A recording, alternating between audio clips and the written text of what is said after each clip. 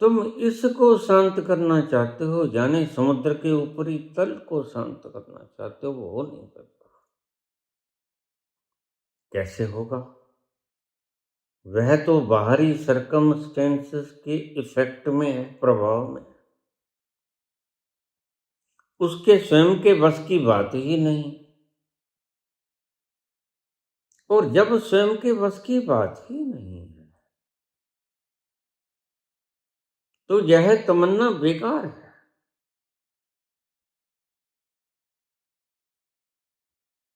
कि समुद्र चाहे कि उसका ऊपरी बाहरी तल शांत हो जाए, लहर ना उठे, ज्वार ना आए, वाटा ना आए,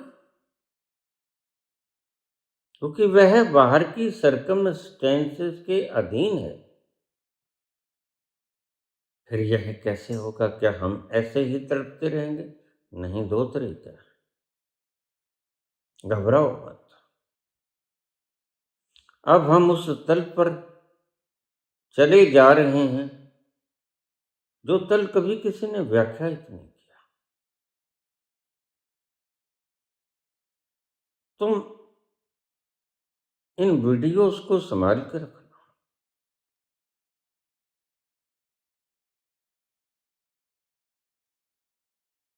यह तुम्हें कहीं नहीं मिलेगा, कहीं, क्योंकि किसी ने व्याख्यायित किया। बाबा मुझे कह रहे थे, या तुम बोलिए, यह किसी ने बोला ही नहीं। तो फिर क्या यह बाहरी प्रभाव से ऐसे ही पूर्णमासी के दिन ज्वार भाटा उठता रहेगा? फिर हम शांत कैसे हो जाएंगे?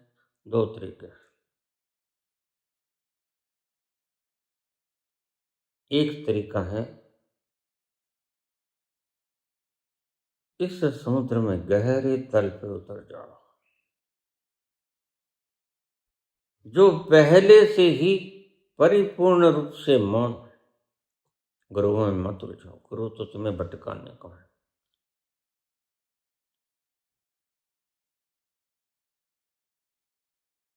जिस आनंद की तमन्ना को लिए लिए तुम 5 नाम जपते हो, गुरु को आज तक वह शांति नसीब नहीं हुई,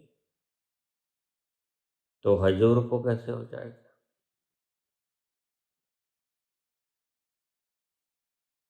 यह सब लुटेरों का गिरोह है, डाकुओं का गिरोह। इन्होंने इकट्ठे मिलके ब्योतबंदी की है तुम्हें लूट, और ऐसे ही दड़े राजनीति में है। राजनीति से प्रेरणा पाकर ही इन्होंने गिरोह इकट्ठे कर लिए। आज तक कोई ईमानदार बंदा आया नहीं जिसने तुम्हें समझाया हो कि यह तो सब ठगी है, बेईमानी, यह तो तुम्हारे साथ कुठाराघात है, विश्वासघात है।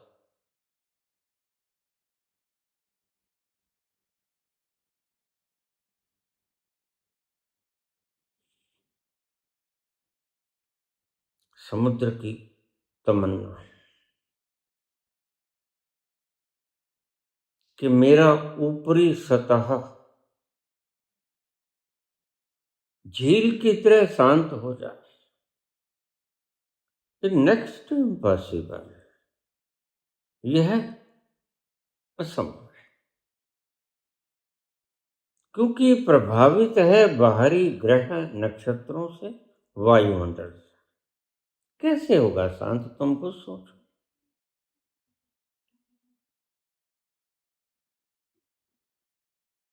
तो फिर इसका एक इलाज तो ये कि तुम समुद्र के भीतर उतर जाओ।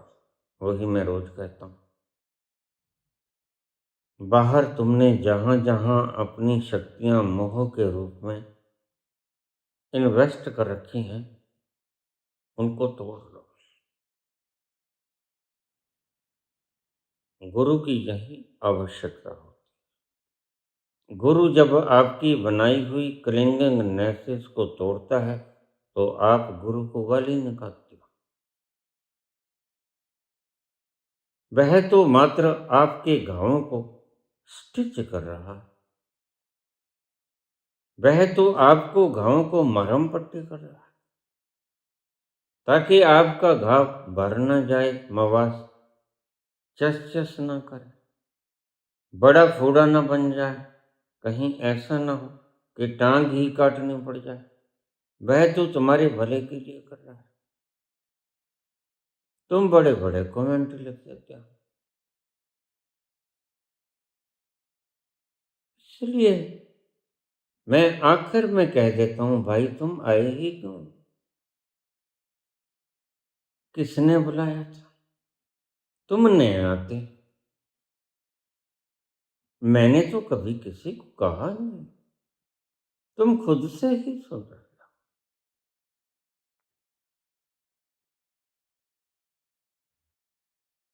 गुरु तुम्हारी उस रग पर वार करता है जिस रग पर वार करने से तुम्हारा अहंकार तिलमिला जाता है, और गुरु जानता है तिलमिलाएगा।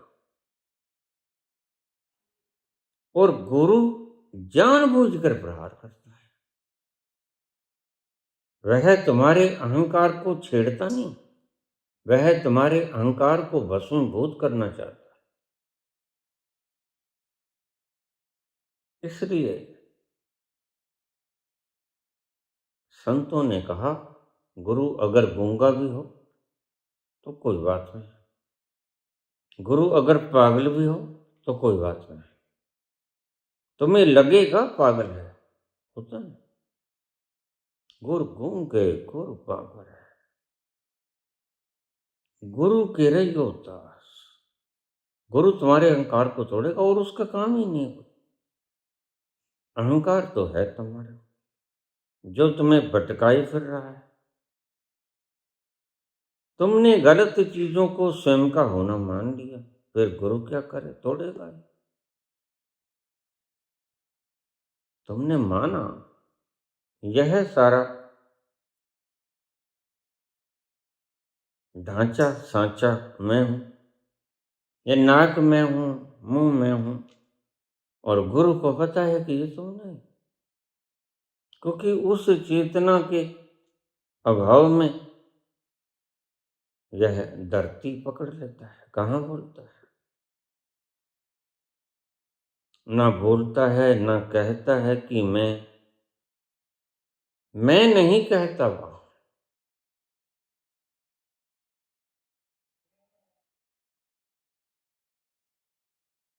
तो गुरु तुम्हारे इस जोड़ के ऊपर प्रहार करेगा ताकि ये जोड़ टूट जाए। तुमने बहुत अच्छी तरह से वेल्डिंग का पाज लगा रखा है, और जब हल्के हल्के सुनार की हथौड़ियों से नहीं टूटेगा, वह लोहार का हथौड़ा उठाएगा। और कुछ तो ऐसे भगत होते हैं जो हथौड़े से भी नहीं, फिर गण उठाना पड़ता है।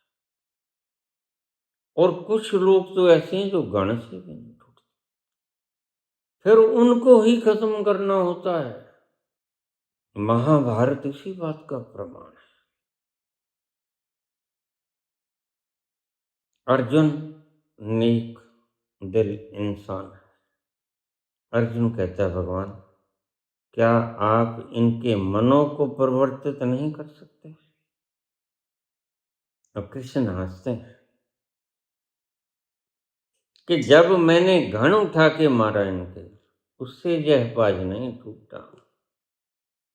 तो अब आखिरी इलाज ये है कि आकृति को ही मिटा देना होगा, सांचे को ही मिटा देना होगा, ढांचे को ही सेकैटर कर देना होगा।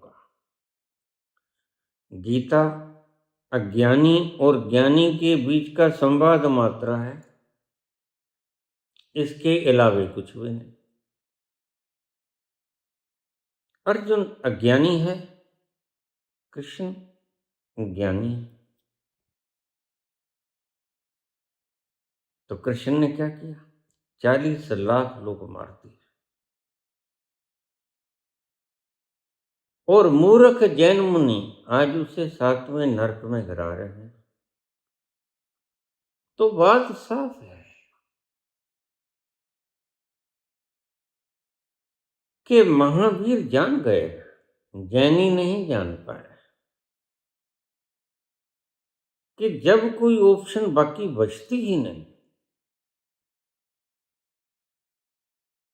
तो सांचे को, ढांचे को ही मिटा देना होता है, जला देना होता है, और कोई ऑप्शन है ही नहीं। भीम बड़े उतावले थे। भीम कहते हैं, कृष्ण चले इनको मार दें, युद्ध शुरू कर दें। कृष्ण कहते हैं ठहरो, हर चीज की ब्योतबंदी होती है। युद्ध तब होना चाहिए जब शांति के सारे दरवाजे बंद हो जाए। जब तक शांति का एक दरवाजा भी खुला है, तब तक युद्ध शुरू नहीं होगा। और युद्ध जब शुरू हो गया, तो फिर तो रिजल्ट आ ही जाएगा।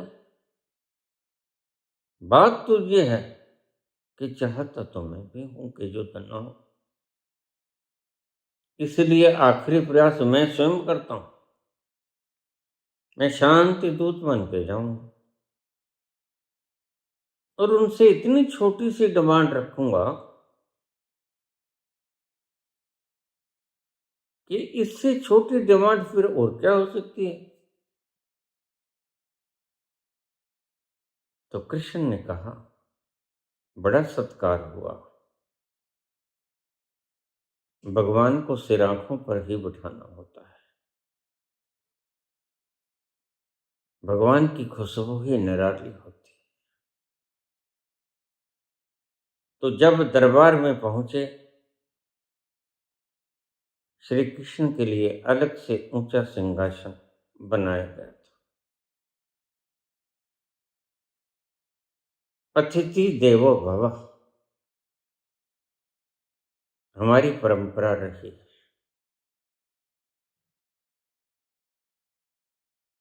इसका सम्मान करते हुए कृष्ण को ऊंचा सिंहासन दिया गया। और कृष्ण वैसे भी अगर पूजा के योग्य थे। दुर्योधन ने देख लिया था युधिष्ठिर के इंद्रप्रस्थ के राज तिलक के वक्त, जब घोषणा हुई कि अग्र पूजा में कौन आए, तो कहते एक ही व्यक्ति है, कृष्ण। तो आग लग गई शिशुपाल की। अरे यह लोगों की स्त्रियों को उठाता फिरता है, रुक्मिणी का अपहरण कर लिया था उसने। और वह भीतर की कहानी तो जानता नहीं। वह तो मोह के धागों से, जंजीरों से बंधा हुआ है, और उसकी जंजीरें भी फौलादी जंजीरें हैं। उसकी मर्दानगी टूटी कि शिशुपाल की घरवाली को कोई भगा के ले गया। बारात आ गई थी। रुक्मिणी गौरी पूजा करने के बहाने से निकली, और पहले से ही तय था कि भगवान कृष्ण रथ के ऊपर आएंगे, रुक्मिणी बैठ जाएगी और कृष्ण घोड़े दौड़ा लेंगे। पीछे पीछे शिशुपाल, रुक्मिणी का भाई, आगे आगे कृष्ण और रुक्मिणी। रुक्मिणी बोली कृष्ण से, हे प्रभु, घोड़ों की बागडोर मुझे दे दो।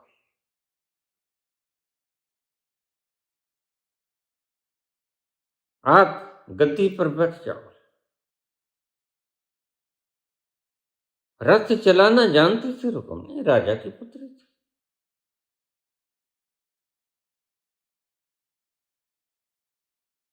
तो लगाम दे दी गई रुक्मिणी के हाथ में। रुक्मिणी चला रही है रथ को, बड़े तेज भगा रही है। पीछे रुक्मी भी तेज भगा रहा है। रुक्मी ने देखा कि कृष्ण तो बैठे हैं, रुक्मिणी रथ को चला रही है। तो कृष्ण ने पूछा, रुक्मिणी जानते तो थे, ये घोड़ों की लगाम तूने अपने हाथों में क्यों ले ली?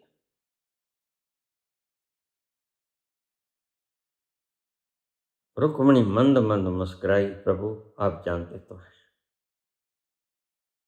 कि आपने मेरा अपहरण नहीं किया, वरन मैंने आपका अपहरण किया है। अब बात बिगड़ गई।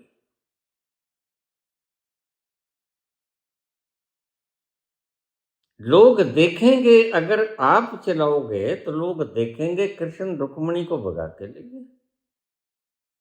अब जब लगाम मेरे हाथ में, हम देखने वाले यही देखेंगे रुक्मिणी कृष्ण को भगा के ले गई।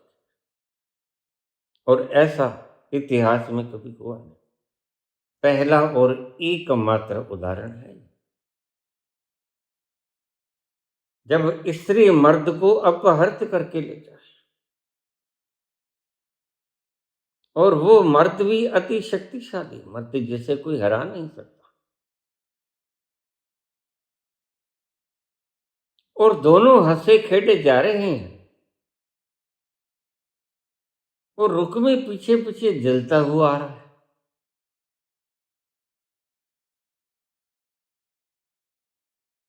आखिर वापस जाना पड़ा उसे। तो यह आग थी उसके भीतर, क्योंकि शिशुपाल की शादी रुक्मिणी के साथ तय हुई थी। शादी वाले दिन मंडप तैयार था, फेरे वाले पंडित जी बैठे हुए थे। ओम अपवित्र पवित्रोम व सर्वावस्थाम गतो।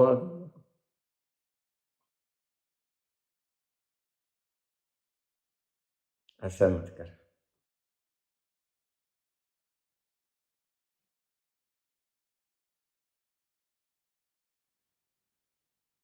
शिशुपाल लगे गालियां निकाली, और कृष्ण ने अपनी बुआ को यह वचन दे रखा था कि बुआ, इसके 100 अपराध क्षमा,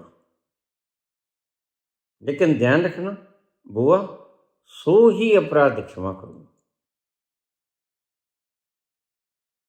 उसके बाद उसे माफ नहीं करूंगा।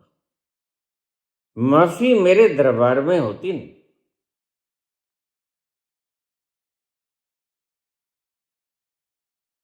100 अपराध क्षमा कर दूंगा। तो गालियां देता चला गया। अगर पूछा, अरे ये ग्वाला, अरे ये लोगों की स्त्रियों को भगा के लेके जाता है,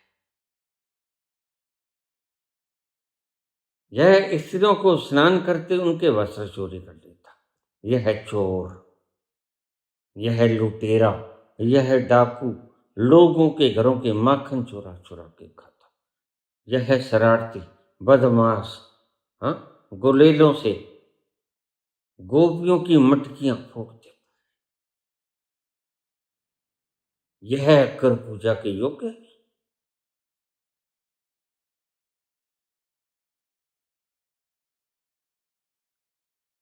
पन घट पे मोर बैया मरोरे, मैं बोली तो मेरी मटकी फोरे। पन घट पे मोर बैया मरोरे। देखिए कैसी कैसी शरारतें। पन घट पे मोरी बैया मरोरे, छेड़छाड़ कर। मैं बोली तो मेरी मटकी फोरी, मैं बोली हाँ तो मेरी मटकी फोर। और गोपियां चाहती हैं मटकी फोड़े,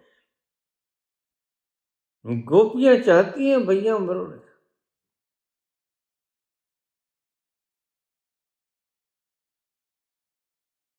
पैया परूं करूं मैं बिनती पर। हाथ जोड़ लिए, पांव पकड़ लिए, काना छोड़ दे। एक न माने वो मोरी रे,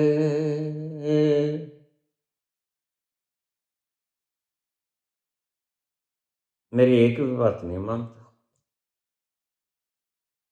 सुध विसरा गयो मोरे, हो काला एक बांसुरी वाला।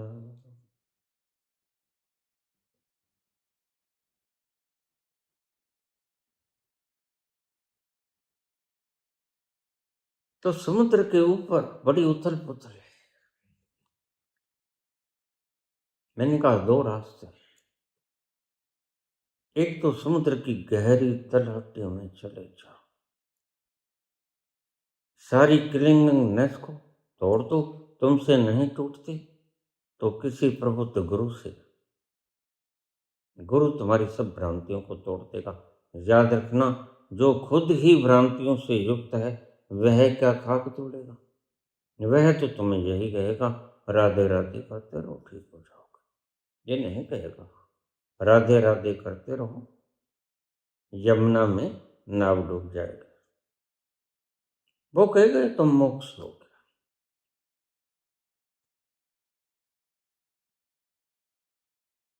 बहुत से मूर्ख, एक नहीं, अंध मूर्ख,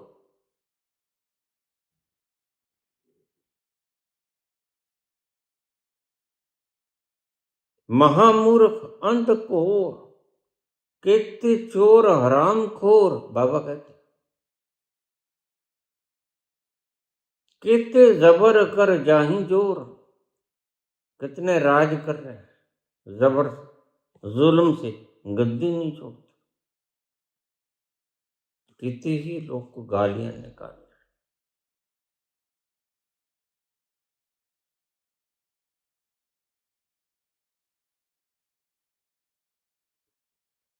तो तुम उसके भीतर उतर जाओ, सब क्लिंगनेसेस को तोड़ के ऐसे गुरु के पास जाना जिसकी स्वयं की भ्रांतियां टूट गई।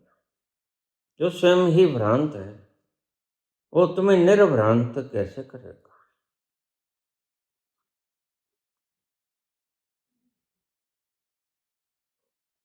अपनी सारी चिपकाहटों को तोड़, और चिपकाहटों पे तुम्हारी शक्ति इन्वेस्ट है, याद रखना। इसे मोह कहते हैं।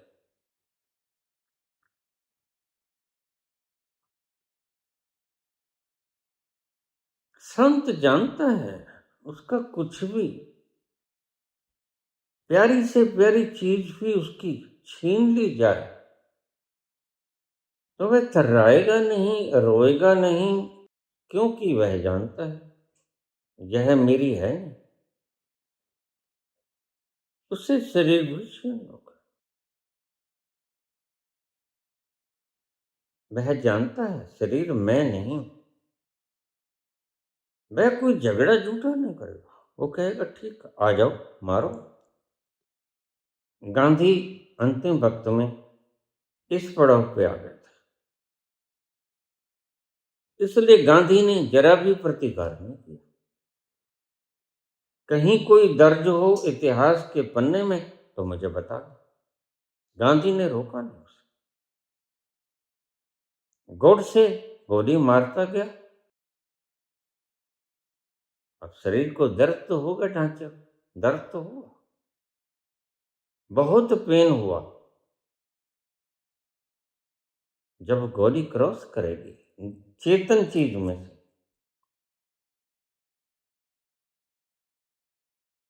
लेकिन गांधी ने ये नहीं कहा मुझे क्षमा कर दो। गांधी ने माफी नहीं मांगी। गांधी ने आने दी, आओ दूसरी आने दो, तीसरी आने दो। आखिर तो जाना ही है, 78 साल का वह बूढ़ा, और क्या 78 100 साल जी लेगा?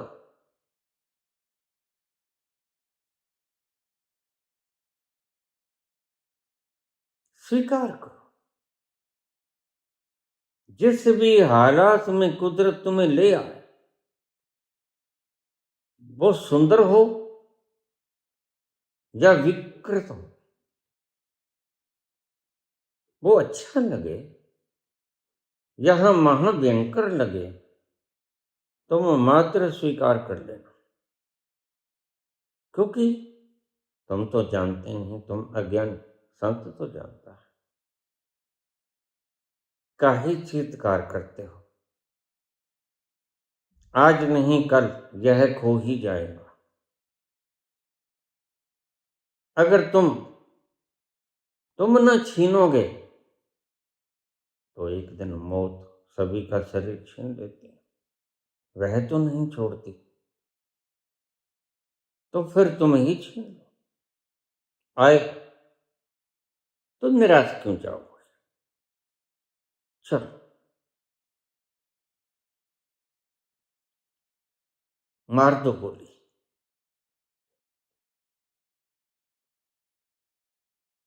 करीब करीब संतत्व की अंतिम अनुभूति तक आ गए थे गांधी। और ध्यान रखना, सर्वोच्च गद्दी का त्याग, वह प्राइम मिनिस्टर की गद्दी पर बैठ सकते थे। आज के तोते जो सिखाए जाते हैं, उनके खुद के दिमाग तो होता नहीं, दिमाग तो पहले छीन लेते हैं, गोबर भर देते हैं, फिर व्हाट्सएप के द्वारा जो भी ज्ञान पेज देते हैं, वह पीला ही रह जाता है सारी उम्र, वह निकलता है। मैं बहुत से लोगों को पूछ लेता हूँ, अगर ऐसा मुकाम तुम्हारे जीवन में आ जाए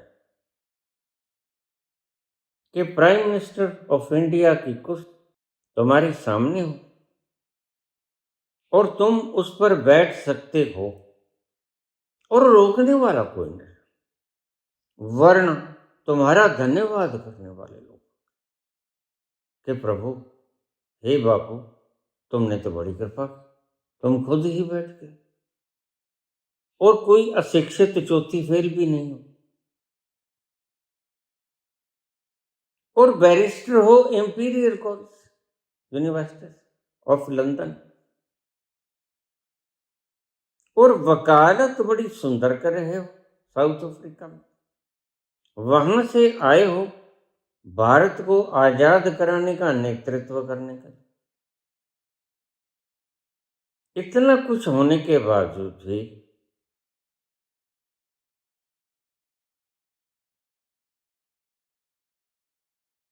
कोई बाधा नहीं है, और तुम उस व्यक्ति से मुकाबला करोगे जो गद्दी छोड़ने में नहीं आता।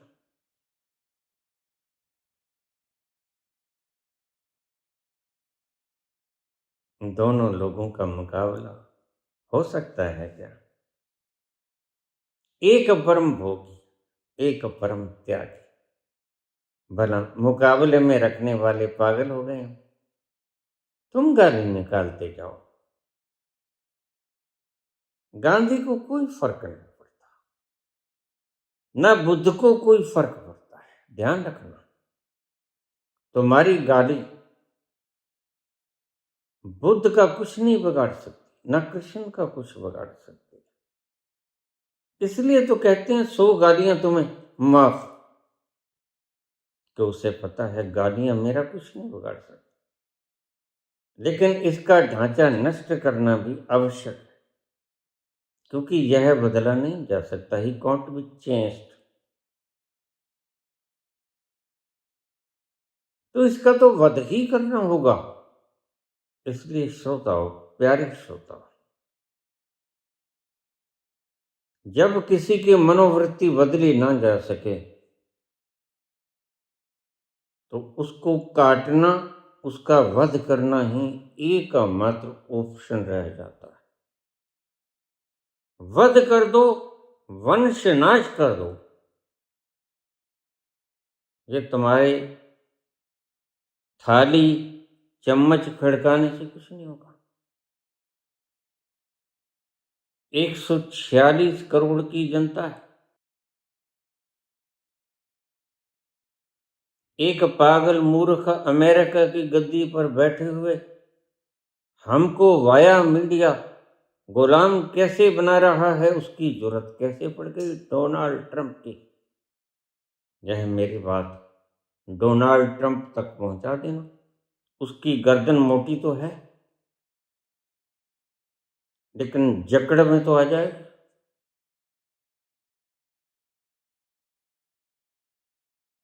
पूरा अमेरिका भी बढ़ जाए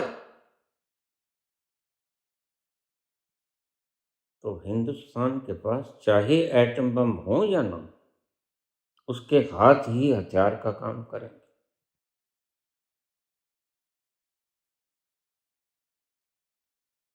5-7 लोगों ने मिलकर एक आदमी को मार दिया था गला घोंट के।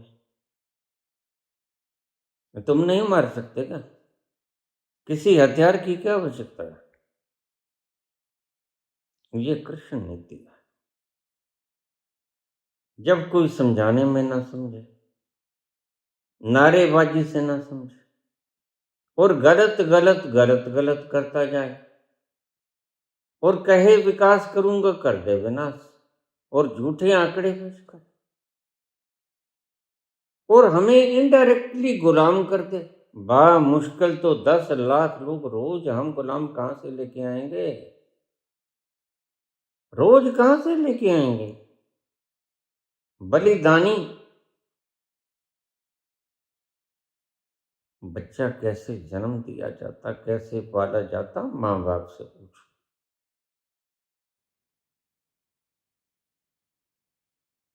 कहने वाले तो कह देते हैं 3 बच्चे पैदा करो, होशियार है तो पूछने वाले को इतना नहीं पता कि तुम इससे पूछो ना कि तुम ही कर लो। तुम क्यों चूक कर? मत चूको चौहान, चौहान तुम क्यों चूक कर? तुम 4 कर लो। अभी मैथिली कह रही थी मैं तो 4 करूंगी, मैं कहती तू 10 कर ले। तू कर तो सही, कौन रोकता है किसी? कोई नहीं रोकता। और ईश्वर करे पहली बार में 10 हो जाए तेरे। इससे ज्यादा आशीर्वाद तो मैं क्या दूंगा? ऋषि आशीर्वाद दिया करते हैं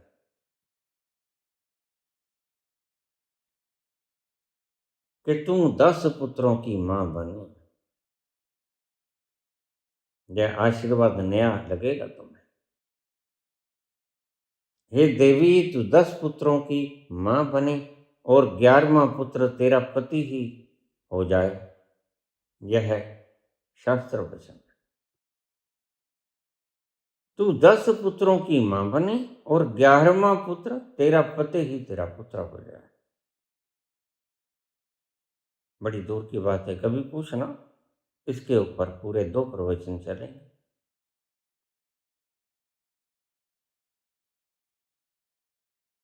ऊपर तो बहुत लहर है।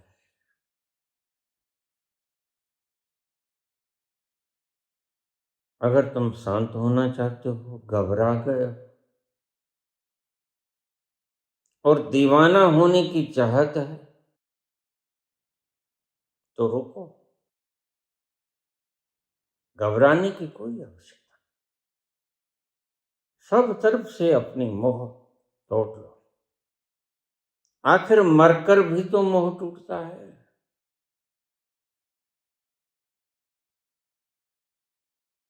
वियोगी राम राम जप ले अभी, फिर भी तो राम राम होती है। फिर भी तो टूटता है वो। देखो, अब आशुतोष जी महाराज क्या दुर्गति कर दी अपने गुरु के शिष्यों ने। वह शराब दे रहा है पड़ा, इसलिए तो इनकी कोई तरक्की नहीं हो रही। तुम देखो, कोई भी व्यक्ति जो दिव्य ज्योति जागृति संस्थान का शिष्य है, वह तुम्हें सुखी नहीं मिलेगा। क्यों? गुरु सारे दिन बद्दुआएं देता है।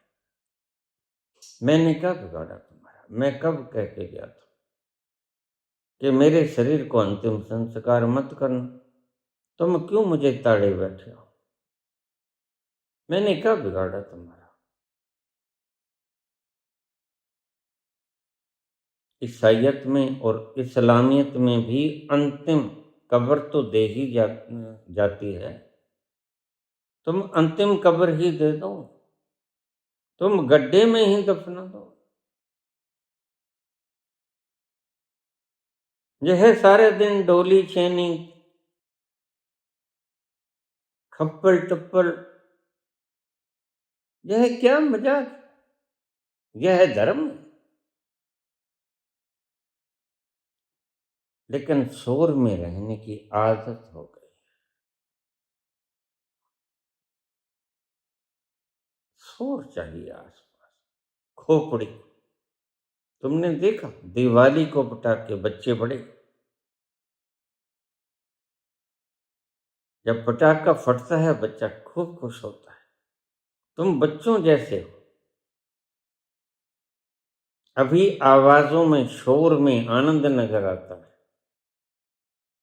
जैसे जैसे बड़े होगे, शोर तो जिंदगी में वैसे ही तूफान बन के आ जाते हैं। जिंदगी खुद ही तूफान है। तो फिर तुम शांत होने की प्रक्रिया की तरफ निकलते हो। तो सब मोहों को तोड़ लो।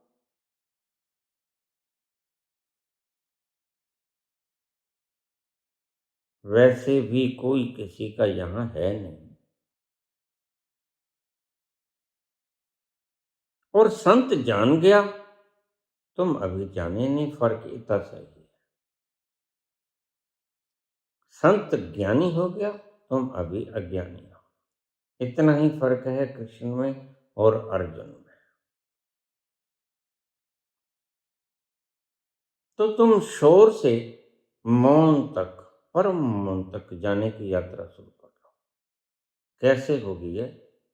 समुद्र में उतरना नहीं होता, समुद्र खुद ही कहीं चलेगा तुम्हें।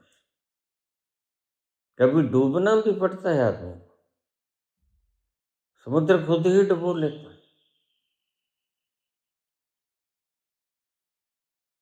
पुरुषार्थ प्रयास तो तैरने के लिए, बचने के लिए करना होता है, मरने के लिए थोड़ा ही प्रयास होता है। और जब तक अहंकार मरेगा नहीं, तब तक तुम तरोगे नहीं। मरोगे तो तरोगे।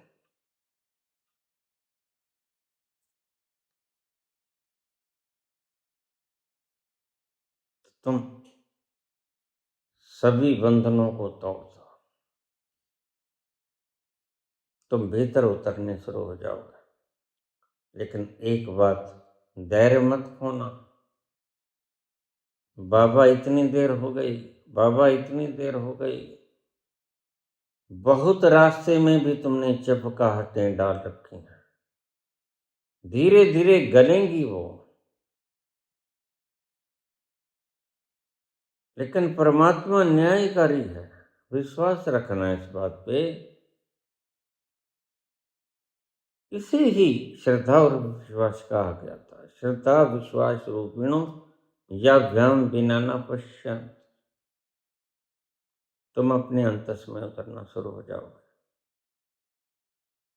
उस गहरे तल पर परम मौन है। वहां ऐसा मौन, वहां आवाज निकलती ही नहीं।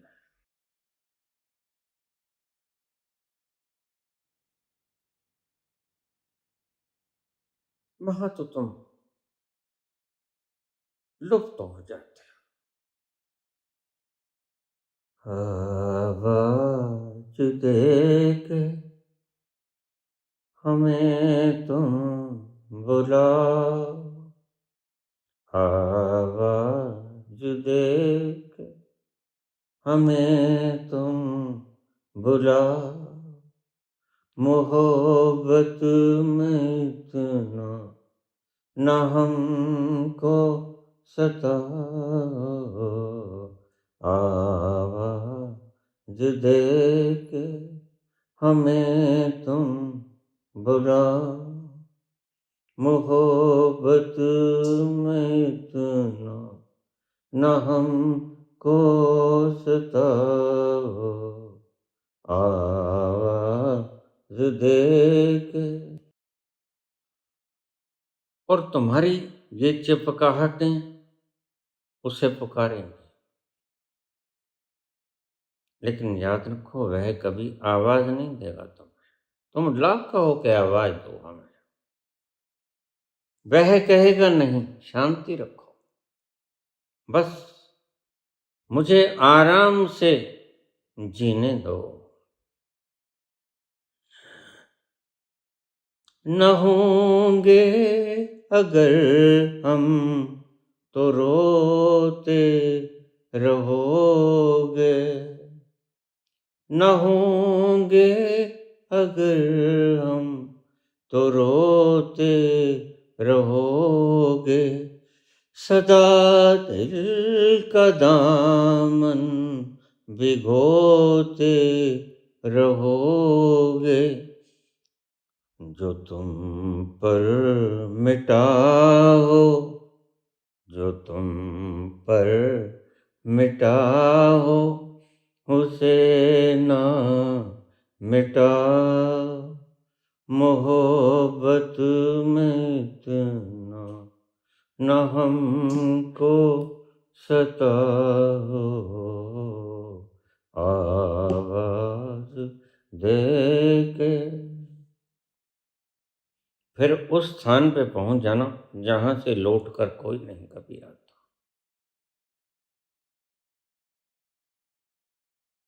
फिर तुम कहोगे आवाज दो, लेकिन वह परम मौन में चला गया।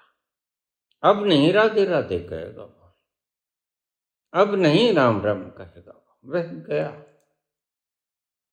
वह समुद्र की तलहटी में समा गया। एक तरीका ये है, दूसरा तरीका है कि जिसमें लहर उठती है वो तुम्हारे भीतर का अचेतन है। तुम सिर से पांव तक भरे पड़े हो, चेतन, अवचेतन, अचेतन, सामूहिक अचेतन, इतने मन भरे पड़े हैं तुम्हारे भीतर। तुम वासनाओं, विषयों, विचारों से भरे हुए मटके हो, कहकर हो। इसको बूंद बूंद करके कैथारसिस कर दो। ऐसे तो तुम यकसां तो तुम अपने आप को कुर्बान करने की क्षमता नहीं रखते, इतना माजना नहीं है तुम में। इतना माजना तो किसी बलिदानी में होता है, लेकिन जो भक्त है वो डरा हुआ होता है, और डर उसका जायज है, क्योंकि उसने जन्मों जन्मों से अपने आप को यह ढांचा समझा, यह सांचा समझा। शरीर हूं, मन हूं, विचार हूं, भावनाएं हूं। कोई उसका दोस्त है, कोई उसका दुश्मन है, रिश्तेदार है, कोई पुत्र है, पत्नी है, पति है, माँ है, बाप है, परिवार है, पड़ोसी है, शत्रु है। इसी में उसने सारी जिंदगी गंवा दी, गुजार दी। एकदम से कैसे तोड़ पाएगा? लेकिन कोई बात नहीं, शनै शनै तोड़ दो। तुम क्रिया योग करो, दबा कर श्वास ऊंचे लो। भगवान ने जितना फेफड़ा दिया है उससे ज्यादा श्वास तो तुम ले भी नहीं सकते। तो पूरे फेफड़े भर के श्वास लो। ऑक्सीजन प्राण है, जीवनदायिनी है। ऑक्सीजन के बिना कितने मर गए कोरोना में, याद करो उनको। काहे मर गए वो? अन्न के अभाव में नहीं मरे, धन के अभाव में नहीं मरे, ऑक्सीजन के अभाव में मरे। धन भी था, अन्न भी था, लेकिन मैनेजमेंट नहीं था। मैनेजर वोट मांग रहा था।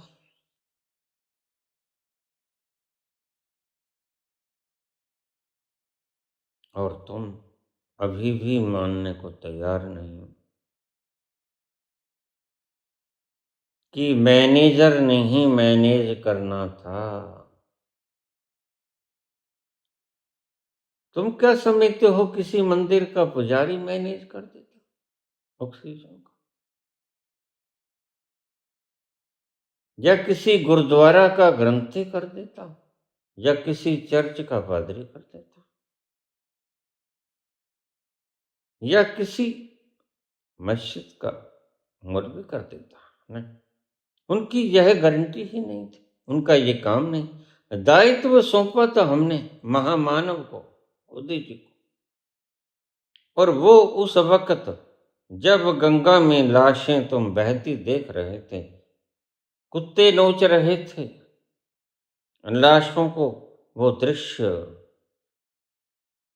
है मेरे वतन के लोग, जरा आंख में भर लो पाँव, जो शहीद हुए हैं उनकी जरा याद करो कुर्बान, ऐ मेरे वतन के लोग,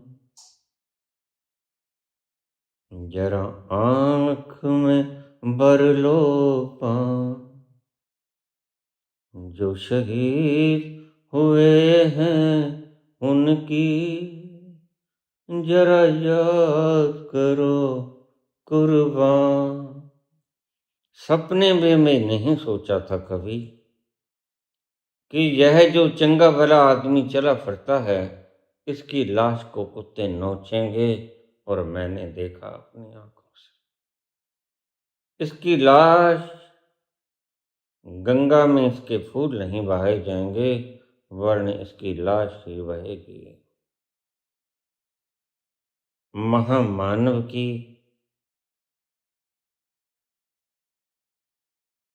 मिसमैनेजमेंट का प्रभाव का कारण ये हुआ। और हम फिर उसी गधे को गद्दी सौंप रहे हैं। हमें कोई ऐतराज, हमने अपनी जिंदगी जी ली, हमने जो पाना था पा लिया। वो दिन याद करो जब घायल हुआ हिमालय,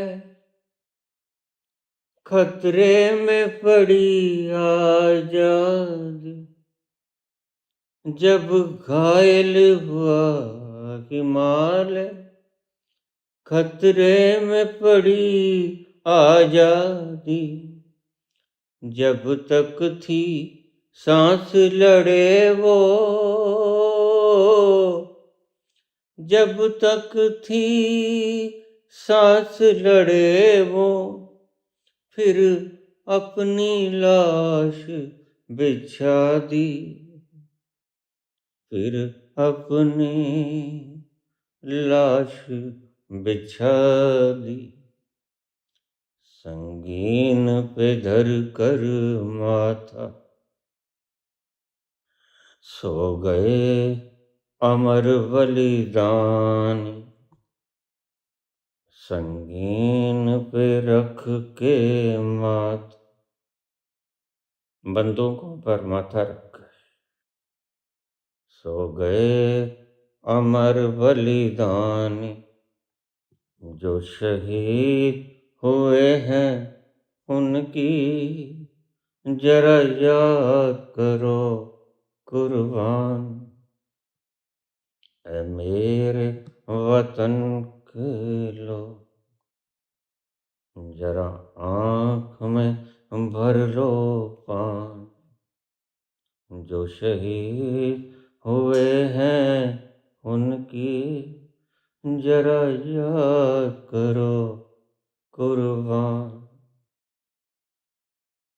ना कफन नसीब हुआ, ना ताबूत, ना अंतिम सलामी दी गई,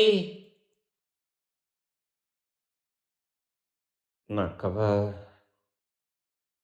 ना अंतिम विदाई, कुत्ते नोच नोच के खा गए। इतना पाप जालिम तेरे राज में हुआ, इतना पाप जालिम तेरे राज में हुआ। लड़े बेचारे, अंतिम दम तक लड़े। मैं सारा जिम्मा एक ही व्यक्ति पे सौंपता हूं। खता खा गए हम तेरे अल्फाज से, तो तूने कहा कि मैं भारत को विश्वगुरु बना दूंगा।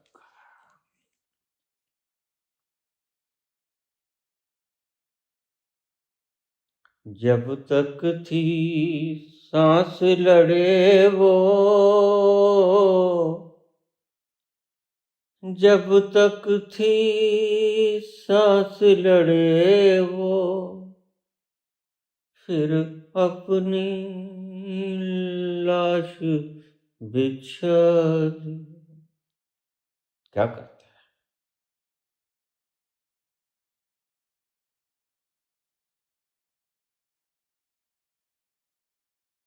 और हम खड़े खड़े वक्त की मजार में गुबार देखते रहे। कारवां गुजर गया, गुबार देखते रहे।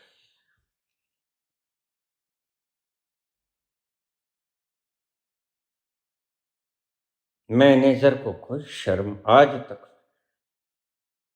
आज भी छुपाने की कोशिश करता है कि अगर एप्स्टीन की ये फाइल खुल गई तो मेरा झूठा नकाब, मेरे झूठे लिफाफे ध्वस्त हो जाएंगे कि मैं तो ब्रह्मचारी हूं। भला ब्रह्मचारी, उनसे पूछो जिनको रात को अपने साथ सुला के पिछले दरवाजे से लाके सुबह उनको एजुकेशन मिनिस्टर। ये क्या है? इतना धोखा, इतना धोखा 146 करोड़ लोगों से। यह धूल नहीं झोंकी, यह तो दुष्ट तूने मिर्च ही झोंक दी।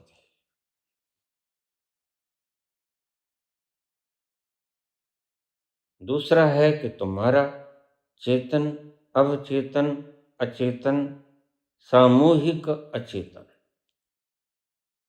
आगे तो सामूहिक चेतन आ जाएगा, वह तो सब जगह ही मौजूद है। इन चारों में तुम भरे पड़े हो, गागर फुल है, हाउसफुल। इसलिए तो तुम्हें पता ही नहीं चलता तुम कब झूठ बोल देते हो। हाउस इतना फुल है कि तुम में सेंसिटिविटी नाम की कोई चीज बची है। व्यक्ति झूठ उस वक्त बोलता है जब पूरा भरा होता है। यह इस मंत्र को याद रख लेना। अगर तुम झूठ बोलते हो तो आज से ही खाली होना शुरू हो जाओ। क्रिया योग करो दबा के, आराम से बैठ जाओ। फिर वो भीतर दबा हुआ धूल बनकर तुम्हारे चेतन में आएगा और चेतन में वेपोरेट हो जाएगा बाहर वातावरण में, एटमोस्फेयर में। ऐसे धीरे धीरे आज और कल और परसों और नरसों और तुम खाली हो जाओगे। तो उस समुद्र को ही उड़ा दो। अगस्त्य पूरे समुद्र को पी गए थे, इसका मतलब यही था। अगस्त्य पूरे समुद्र को पी गए थे,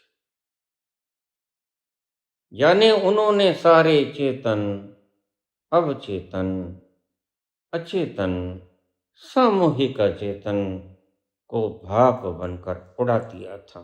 खाली हो जाओ, ना रहेगा बांस, ना बजेगी बांसुरी, ना होगा सागर, ना उठेगी लहर। दो तरीके, जो तुम्हें रास आए वह अपना लेना,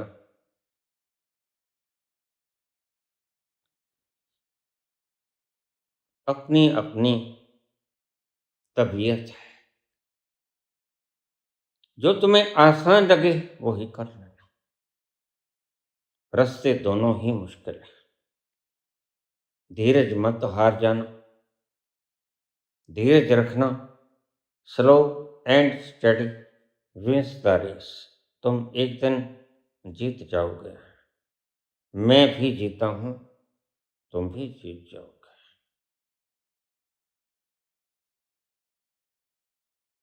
तुम्हें आशीर्वाद देकर मैं विदा करता हूं कि तुम आज से दबा करके रह जाओ। तुम धीरे धीरे खाली होना शुरू हो जाओगे और तुम महसूस करोगे।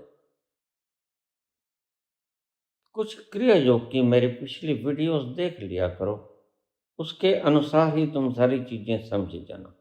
नए नए आ जाते हो, मुझे पता है, रोज आ जाते हैं नए।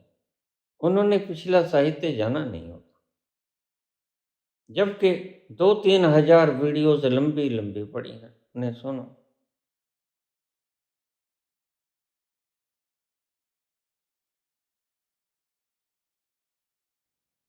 तुझसे लिपट के जो रो लेते हम, तुझसे लिपट के जो रो लेते हम,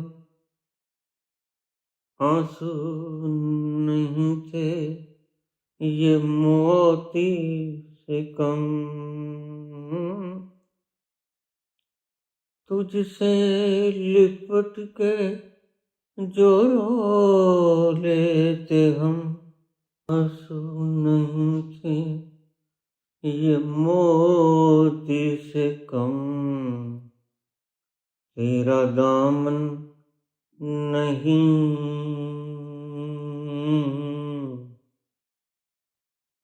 तेरा दामन नहीं ये आंसू डले भी तो क्या है।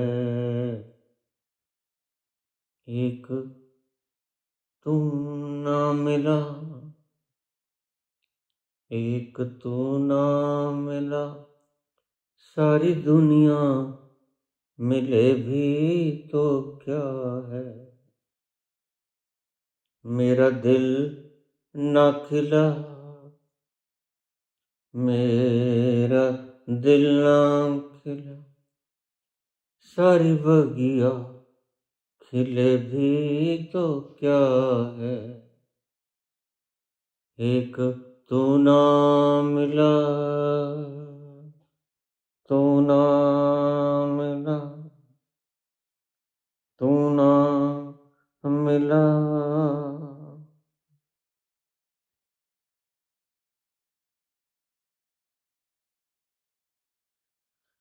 धन्यवाद।